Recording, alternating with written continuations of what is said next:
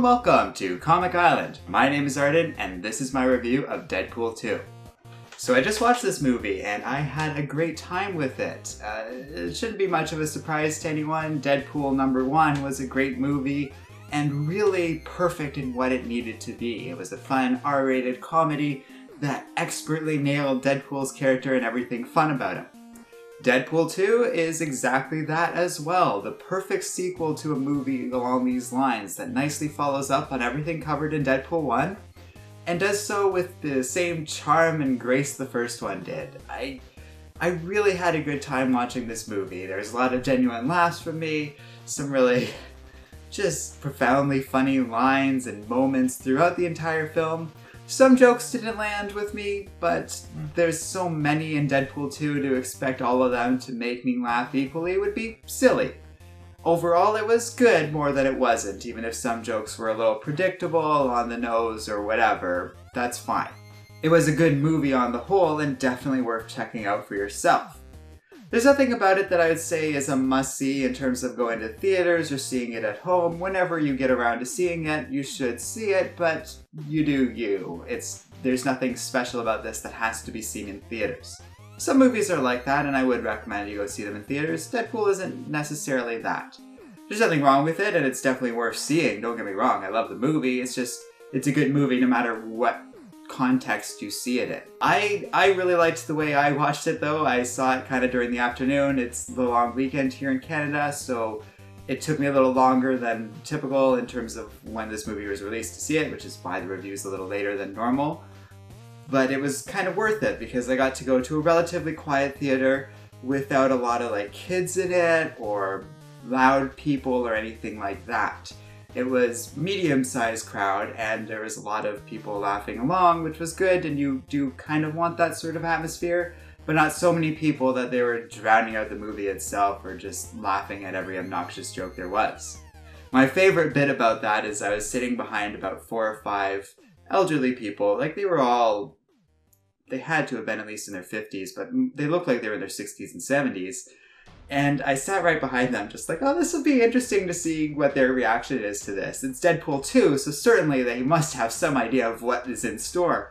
And they loved this movie. They made this movie that much better just kind of sitting behind them and hearing all their reactions. They loved every dirty joke there was. Anything to do with sex or like dick jokes or anything like that was well received by this little group behind me, and that made the movie that much better. So now that I think about it and I'm talking about my experience, yeah, maybe it's worth seeing in a crowd with a group and with friends or something like that. I certainly enjoyed my experience in the theater, so yeah, maybe you would too. And there isn't much else to say on this without going into my absolute favorite jokes and that sort of thing. I will say they repeated a joke from Deadpool 1, and that's the little baby hand joke. They do their own version of that in Deadpool 2. That was the biggest laugh from me by far, and I usually don't go for that sort of thing. When Anchorman 2 came out, they did a lot of stuff like that, and I hate when comedy sequels feel they have to redo jokes from their predecessors. It's a terrible habit. But this one, oh my god. Anyone who's seen the movie knows exactly what I'm talking about, and it's just done so well and is so funny and is different enough from the first time they did the joke, even though it was under a similar context and setting and with characters like along the same lines. It was so good. And there's other aspects of this I really like. The first Deadpool is basically just a retelling of his origin stories without much in terms of like a villain going on or anything like that. It kind of parodies all that stuff, so there isn't a huge chunk of plot. It's a lot like Iron Man, where you're not really interested in that movie for the story and its third act. You're more interested in the character and the fun of that character, just interacting with the supporting crew and everything like that. Deadpool 2 has a real heart to it and a strong sense of plot. I'm not going to forget or not care about what this movie's main story is because it's so interesting and compelling. So, that pretty much ends the review portion of this video, and as little spoilers as I can fit into this review without getting into it too much. I definitely recommend it, and I definitely enjoyed it, so you should check it out for yourself if you haven't yet. this is where I'd stop if you haven't seen the movie yet and you want to avoid any other kind of spoilers or anything like that. There's not much else I have to say other than the rest of the cast was stellar as always. A lot of them returned from Deadpool 1, and the new people like Cable, Domino, and the first iteration of XForce were all so awesome. So yeah, definitely see it if you haven't already. There's lots of great stuff for setting up X-Force without it feeling heavy-handed. There's lots of room for the future of X-Men movies, but they don't spend a lot of time setting this stuff up. In fact, they don't spend any time setting anything up going forward.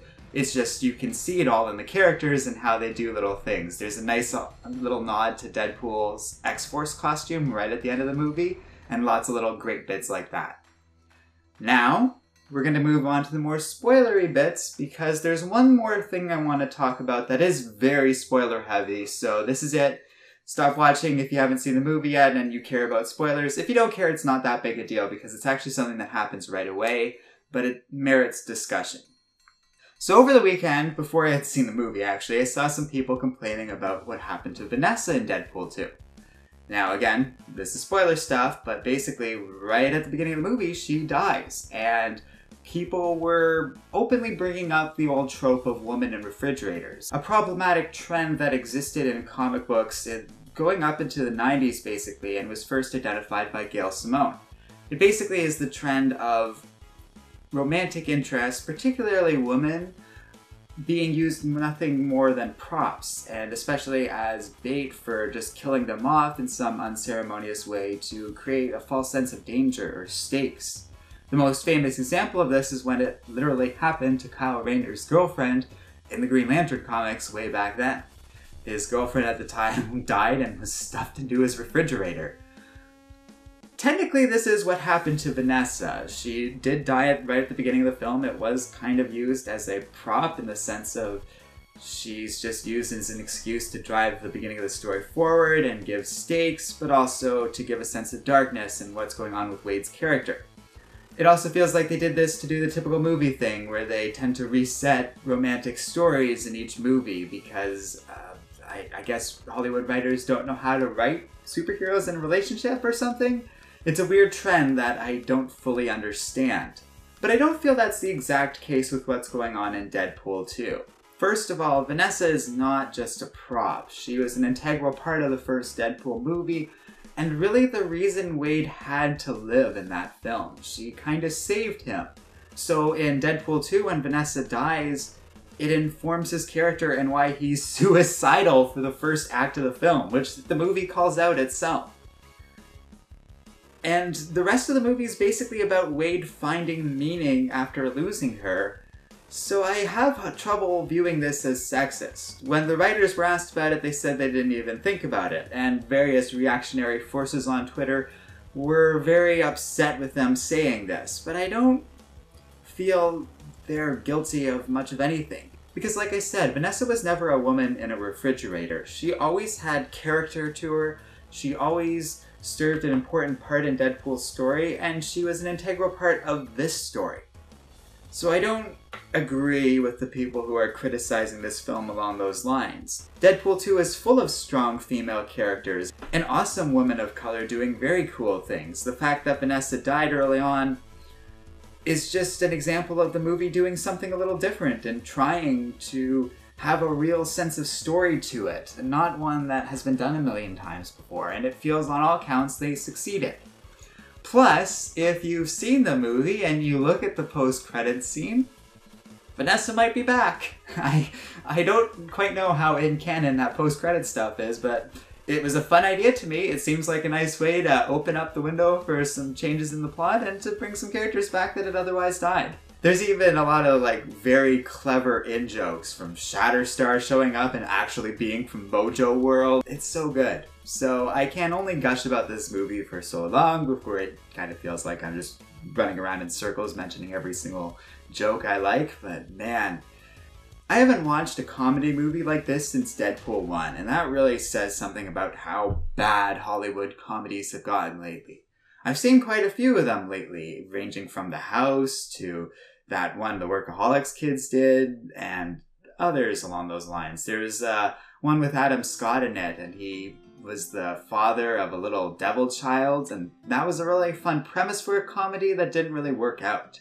Ranging from independent to mainstream comedies, Hollywood is just making dud after dud, and it takes weird action comedies like Deadpool to actually amuse me.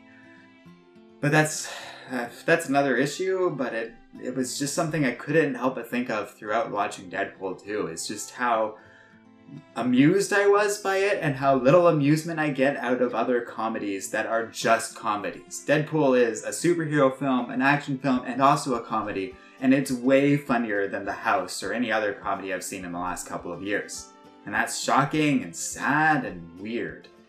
It says something about Hollywood in general. They're doing some good work here and there, the MCU's great, and I'm just loving these X-Men movies, but in terms of the world of comedy, it's just stuff like this that makes me laugh, and so little else. It's a weird world we live in now, where this is like the funniest thing out there. Outside of the world of television, obviously, which has a lot of great comedies.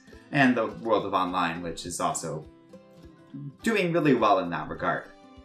So let me know what you guys thought of Deadpool 2 in the comments section below, and thanks for watching! If you like Comic Island, be sure to check out our Patreon page, where you can have a say in the videos we make and the content we create.